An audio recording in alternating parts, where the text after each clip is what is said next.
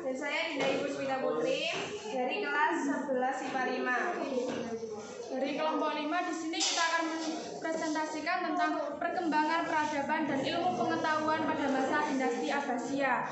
Untuk mencapai peradaban sekarang, dinasti Abbasiyah melakukan beberapa upaya. Upaya yang pertama adalah mendirikan perpustakaan, upaya yang kedua adalah menyusun karya ilmiah, upaya yang ketiga adalah menerjemahkan bahasa asing.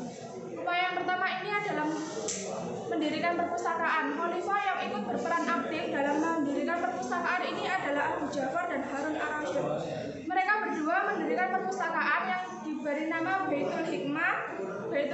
Perpustakaan ini adalah perpustakaan yang paling terkenal di dunia dan memiliki 100.000 judul buku. Kegiatan lain yang ada di Baitul Hikmah ini adalah penerjemahan buku, sehingga dibentuklah lembaga penerjemahan ilmu-ilmu pengetahuan.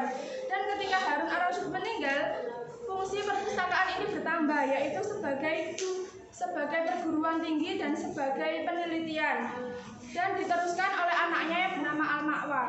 Upaya yang kedua adalah menyusun karya ilmiah. Menyusun karya ilmiah ini terdapat 3 metode. Metode yang pertama adalah pencatatan ide. Metode yang kedua adalah pembukuan ide. Metode yang ketiga adalah metode yang paling penting, yaitu metode penyusunan dari tahap awal hingga ke akhir. Upaya yang ketiga adalah menerjemahkan bahasa asing. Pada saat itu terdapat 6 khalifah yang sangat terkenal untuk menerjemahkan bahasa asing. Dan terdapat 3 fase. Fase yang pertama adalah menerjemahkan ilmu astronomi, yang kedua menerjemahkan ilmu kedokteran. Yang ketiga ini terdapat banyak penerjemahan. Hal ini didukung dengan adanya pembuatan kertas. Ilmu pengetahuan pada masa Bani Abbasiyah. Ilmu pengetahuan diberikan menjadi 2 dalam masa ini, yaitu yang mempelajari tentang umum dan tentang agama. Ilmu yang mempelajari tentang umum ada 5 jenis, yaitu 1. Ilmu yang mempelajari tentang filsafat, 2. Ilmu yang mempelajari tentang kedokteran, 3. Ilmu yang mempelajari tentang matematika, ilmu yang mempelajari tentang astronomi, dan yang kelima ilmu yang mempelajari tentang biologi. Dan ilmu agama dibedakan menjadi 5 macam, yaitu 1. Ilmu yang mempelajari tentang ilmu tafsir, kedua ilmu yang mempelajari tentang ilmu hadis, yang ketiga mempelajari tentang ilmu fikih, yang keempat mempelajari tentang ilmu tasawuf, dan yang kelima mempelajari tentang ilmu kalam. Ilmu filsafat dalam pengertiannya adalah berusaha mencari sebab sedalam-dalamnya berdasarkan pemikiran dan rasio. Sedangkan filsafat Islam seperti pengertian filsafat pada umumnya, hanya saja filsafat Islam berpengaruh berdasarkan Al-Quran dan hadis. Tokoh-tokoh filsafat yaitu Al-Kindi. Al-Kindi merupakan penerjemah filsafat ke dalam bahasa Arab. Dia juga dijuluki sebagai filosof Arab. Selain Al-Kindi ada juga Al-Faridi. Al-Faridi merupakan orang yang bekerja di Istana Saif Al-Daulah Al-Hamdani.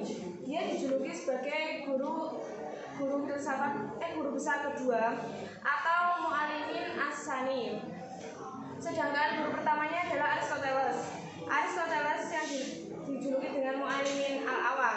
Selain yang Al-Kindi dan Al-Faridi, ada juga Ibnu Sina, Al-Ghazali, Al-Razi, dan Ibnu Maskawai.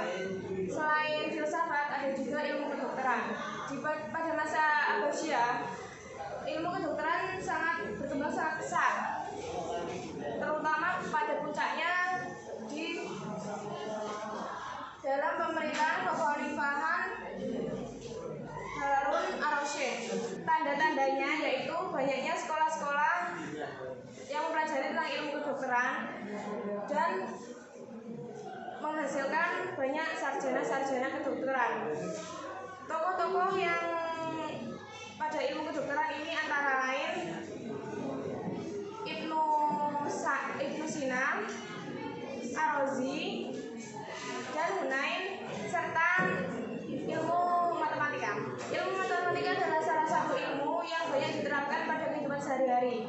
Dan ilmu matematika diawali dengan adanya matematika adalah sebagai jawaban atas perhitungan dalam perdagangan. perdagangan, penentuan tanah juga. Selain ilmu matematika, ada ilmu astronomi.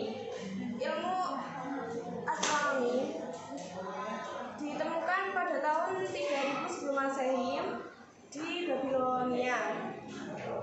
Tokoh-tokoh tersebut yang mempelajari tentang ilmu astronomi adalah Jabir Al-Mansur, adalah penemu teropong pertama kali teropong bintang. Terus Abu Mansur Al-Falak, kemudian Abu Ja'far Al-Mansur yang memakai ilmu astronomi saat dia ingin membangun sebuah ibu kota. Selain itu ada ilmu tentang agama, ilmu tafsir. Sebelum ilmu tafsir ada ilmu biologi. Ilmu biologi adalah ilmu yang mempelajari tentang makhluk hidup. Dalam ilmu biologi ada beberapa tokoh yang terkenal pada masa itu, yaitu pertama As-Jahiz, yaitu seorang tokoh biologi yang mempelajari tentang hewan. As-Himai, seorang tokoh biologi yang mempelajari tentang biologi, yaitu yang mengupas dasar-dasar biologi. Dan yang ketiga adalah Aku yang mempelajari tentang biologi, tentang pertanian. Selain ilmu umum, ada juga ilmu agama, yaitu ilmu tafsir, yaitu menceritakan tentang kandungan dan makna yang ada di dalam Al-Quran. Ilmu hadis, ilmu yang mempelajari tentang hadis yang dari sanad, perawi, dan matanya. Ilmu fikih adalah ilmu tentang kehidupan syariat Islam yang diterapkan pada kehidupan sehari-hari. Ilmu tasawuf, dan yang terakhir adalah ilmu kalam. Perkembangan kebudayaan pada masa dinasti Abbasiyah ini terdapat 3. Yang pertama seni musik, suara, tari. Yang kedua seni pelukis. Yang ketiga seni bangunan. Yang pertama ini dibuktikan dengan adanya penyanyi-penyanyi terkenal, dengan adanya sekolahan musik, dan adanya pabrik pembuatan alat musik. Yang kedua adalah seni pelukis. Ini dibuktikan dengan lahirnya pelukis yang bernama Al-Farazi yang membuat satu karya yang berjudul Sang Nama dan disalin ke dalam 3 bahasa, yaitu bahasa Jerman, Prancis, dan Inggris. Yang ketiga adalah seni bangunan, yaitu dibuktikan dengan adanya bangunan-bangunan yang didesain dengan baik. Demikian yang dapat kami sampaikan mengenai ilmu pengetahuan dan perkembangan pada masa Abbasiyah. Kurang lebihnya kami mohon maaf sebesar-besarnya. Wassalamualaikum warahmatullahi wabarakatuh. Waalaikumsalam.